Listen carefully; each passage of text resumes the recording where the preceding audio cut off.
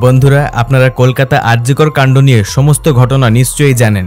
বর্তমানে ওই আরজিকর কাণ্ডকে ঘিরে একটা নতুন খবর বেরিয়ে এলো। কলকাতা পৌরসভা প্রিন্সিপাল সন্দীপ ঘোষের বাড়িতে বেআইনি নোটিশ। সন্দীপ ঘোষের উপরে অনেক অভিযোগ উঠে এসেছে এবারেও, তবে তার সঙ্গে কানেকশন খুঁজে বের করা হয়েছে টালা থানার ওসি। আর এই নৃশংস হত্যাকাণ্ডকে আত্মহত্যা বলে চালিয়ে দেওয়ার চেষ্টা করেছে এই দুইজন মহান ব্যক্তি। তবে এই ভিডিওটি সম্পূর্ণ শুরু করার পূর্বে বলে রাখি, আরজিকরের মহিলা ডক্টরের ন্যায় বিচারের দাবিতে ভিডিওটিকে লাইক দিয়ে নিচে কমেন্টে উই ওয়ান্ট জাস্টিস অবশ্যই লিখে দেবেন। আর ভিডিওটি কোনো রকমের স্কিপ না করে সম্পূর্ণ দেখতে থাকুন। 9 তারিখের ফোনটা আমাদের একদম জীবনটাকে নষ্ট করে তছনছ করে দিয়েছে একদম। আমরা এত বছর ধরে যা করেছিলাম সব গঙ্গার জলে ভেসে গেছে।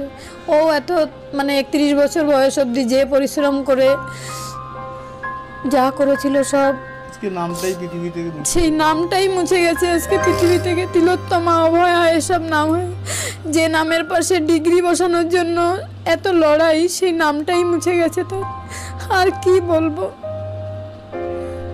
আমার সব গোছানো ছিল, তার মধ্যেই আমার দুর্গা বিসর্জন হয়ে গেল। ভার স্কুলে যখন উচ্চ মাধ্যমিকে ফার্স্ট হয়েছে, মাধ্যমিকে সেকেন্ড হয়েছিল, প্রাইজ পেয়েছে, তখন তো বলেছে এগুলো। তখন আমরা টালির বাড়িতে থাকতাম। ও টালির ঘরে থেকেই ও ডাক্তার হওয়ার স্বপ্ন দেখেছিল। এবং স্কুলে যখন ও আমিই পড়াতাম ওকে, ক্লাস 8 অবধি আমিই পড়িয়েছি। আমাদের অত সামর্থ্য ছিল না ওকে অত টিচার দেওয়ার। তার মধ্যেও ও যে মাধ্যমিকে এত ভালো রেজাল্ট করবে তা আমরা ভাবতেই পারিনি। একটা মাত্র টিচারের কাছে ও তখন পড়তো।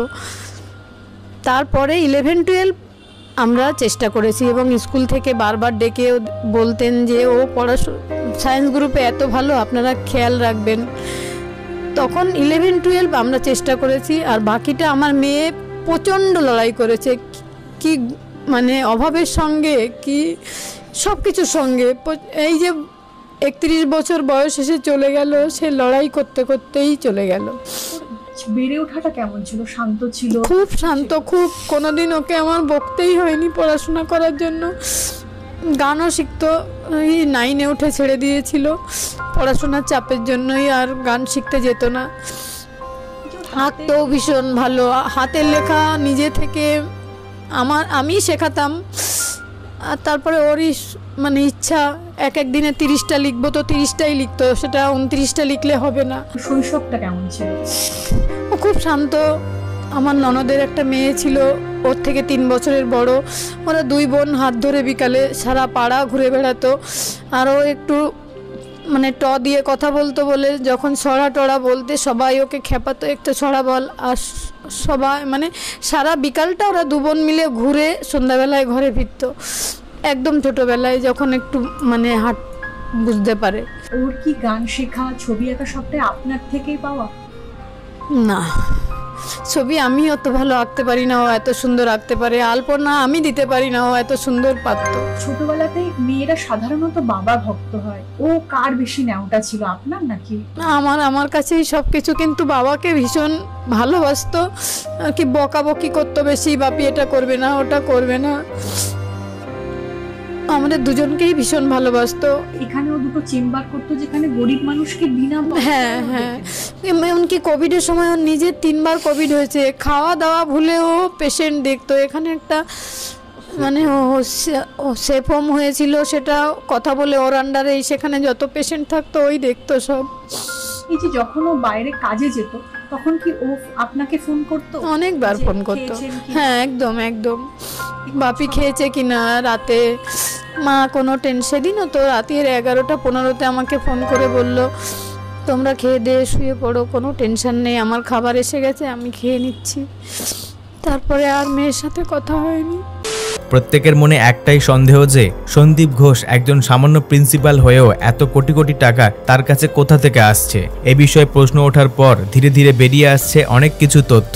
সন্দীপ ঘোষের নামে অভিযোগ ওঠে সাধারণ রক্ত পরীক্ষা করে কোটি কোটি টাকা রোজগার, sugar, urea, uric acid, calcium টেস্টের ব্যবহার, বায়োকেমিক্যাল রিজেক্টেড মাল কিনতেও তার উপরে কারচুপি অভিযোগ রয়েছে। লক্ষ লক্ষ টাকা রিএজেন্ট থাকা সত্ত্বেও আবারও অভিযোগ করেছে বায়োকেমিস্টের প্রধান জয়ন্ত দে। বন্ধুরা, 22শে ডিসেম্বর 22 লক্ষ টাকার বায়োকেমিক্যাল রিএজেন্ট নষ্ট হয় আরজি করে। সমস্ত কিছু মজুদ থাকা সত্ত্বেও বাড়তি জিনিসের অপচয়। আপনারা শুনলে অবাক হবেন, প্রতি বছর 2,87,44,000 টাকার রিএজেন্ট কিনছে আরজি কর। জয়ন্ত দে এর অভিযোগ, এর আগে যিনি বায়োকেমিস্টের ভারপ্রাপ্ত বিভাগের প্রধান ছিলেন তিনি নাকি এসবের মূলে রয়েছেন। তার বক্তব্য হচ্ছে যে রিএজেন্ট মজুদ থাকা সত্ত্বেও অন্য সংস্থার কাছে মুনাফা লুটের জন্য বাড়তি রিএজেন্টের বরাত দেওয়া হতো, আর এই পুরাতন রিএজেন্ট যে অবস্থাতে ছিল সেই অবস্থাতেই পড়ে থাকতো। আর ঠিক একই অভিযোগ করছে অভিজিৎ সাহা জয়ন্ত দের নামে। তিনি বলেছেন জয়ন্ত দে নিজের পছন্দের মতো সংস্থার কাছ থেকে নতুন রিএজেন্টের বরাত নেবেন, সেই কারণে পুরাতন রিএজেন্টের স্টক থাকা সত্ত্বেও সেগুলিকে ব্যবহার করা হয়নি। আর এই দুইয়ের মাঝে একটা কথা স্পষ্ট যে অধিক মুনাফা লাভের কেলেঙ্কারি রয়েছে আরজিকর মেডিকেল কলেজে। তাহলে আপনারা এটা নিশ্চয়ই বুঝতে পারছেন সন্দীপ ঘোষের আমলে কিভাবে জনগণের টাকা নয়ছয় হয়েছে। এই আরজিকরের কাণ্ড নিয়ে বৃহস্পতিবার নবান্নে রাজ্যের স্বাস্থ্য পরিকাঠামো নিয়ে বিরাট বড় বৈঠক করলেন মুখ্যমন্ত্রী। বিভিন্ন হাসপাতালের চিকিৎসক আর স্বাস্থ্যকর্মীদের নিরাপত্তার জন্য কি কি পদক্ষেপ নিতে চলেছেন সেটিও বৈঠকে জানিয়ে দেন। মুখ্যমন্ত্রী টোটাল 100 কোটি টাকা দেন। তার মধ্যে রয়েছে additional washroom, water purifier, rest room, light, CCTV. এছাড়াও প্রিন্সিপালদের ঠিকঠাকভাবে সব দিকটা নজর রাখতে আদেশ দেওয়া হয়েছে। এবারে জনগণের কথা হচ্ছে এটাই যে একটা টাকা দিয়ে দিলেই সমস্ত কিছু সমাপ্ত হয়ে যায় না। টাকা দেওয়ার পর গ্রাউন্ডে কি কি ঘটছে সেটাও এসে নজর রাখা দরকার। নিরাপত্তা বা নির্মাণের কাজের বাইরে থেকে যে সমস্ত লোক আসে তাদের উপরে কড়া নজর রাখাটা দরকার। আরো বিস্তারিত তথ্য রাখার আদেশ দিয়েছেন মুখ্যমন্ত্রী। বর্তমানে কয়েক মাস আগে যে বিরাট বড় ঘটনাটি আরজিকর কাণ্ডে ঘটেছে তার উপর ভিত্তি করে এই রকমের কড়া আদেশ দিয়েছে মুখ্যমন্ত্রী। এদিকে কালীঘাটে জুনিয়র ডক্টরদের সঙ্গে বৈঠক করার পরে মুখ্যমন্ত্রী জানিয়েছেন রোগী কল্যাণ সমিতি ভেঙে দেওয়া হবে। বৃহস্পতিবার নবান্নের বৈঠকে তাতে শিলমোহর পড়ে। সুপ্রিম কোর্টের নির্দেশ অনুযায়ী নিজের ভুল শুধরে এই প্রকল্পের উপর মুখ্যমন্ত্রী কার্যনির্বাহ করবে সেটাও জানিয়েছে।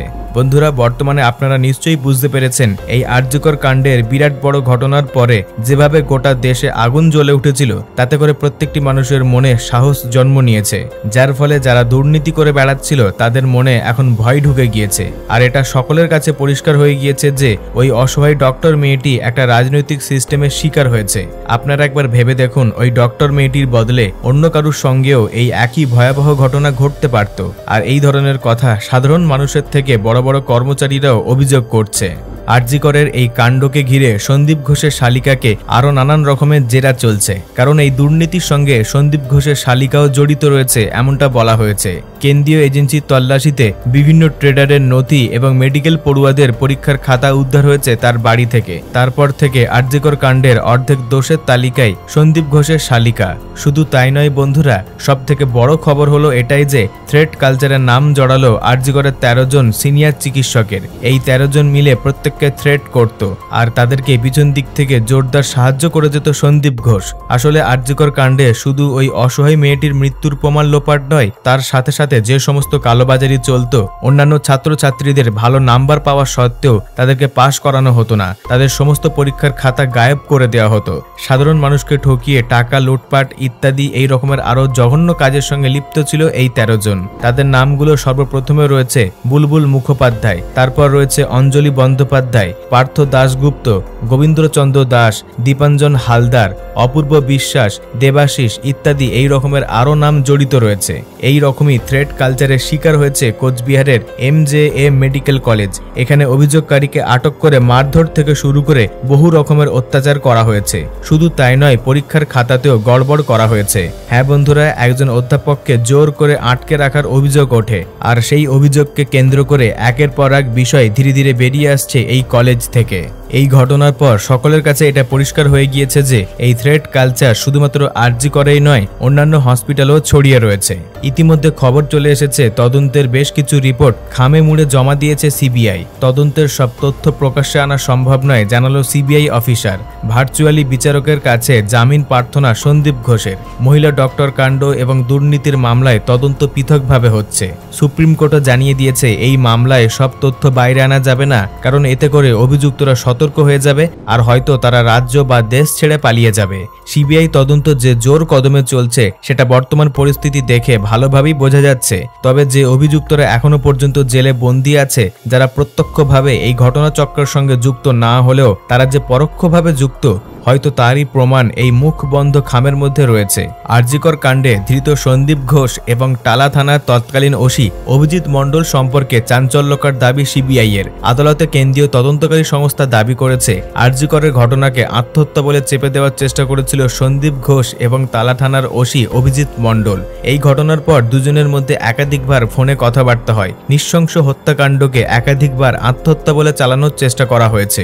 লোপাট হওয়া প্রমাণ উদ্ধারের চেষ্টা চলছে বলে দাবি করছে সিবিআই। তবে আরজি করে এই হত্যাকাণ্ডের সঙ্গে সেখানে যে দুর্নীতি চলতো তার কোনো কানেকশন আছে কিনা সেটাকে আরো বিস্তারিতভাবে খতিয়ে দেখার চেষ্টা করছে সিবিআই, এমনটাই দাবি করেছে আদালতে।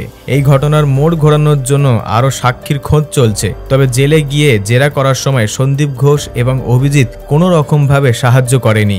সিবিআই আরো জানিয়েছে, এই ঘটনায় ধৃত সিভিক ভলেন্টিয়ারের ভূমিকাও খতিয়ে দেখা হচ্ছে।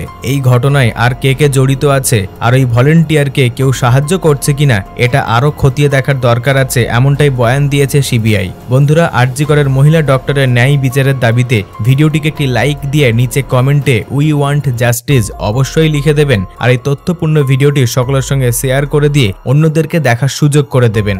তবে আপনাদের মধ্যে যদি কেউ নতুন দর্শক হয়ে থাকেন তাহলে অদ্ভুত নলেজ চ্যানেলটিকে সাবস্ক্রাইব করে পাশে রাখা বেল আইকনটিতে ক্লিক করে অলে সেট করে নেবেন।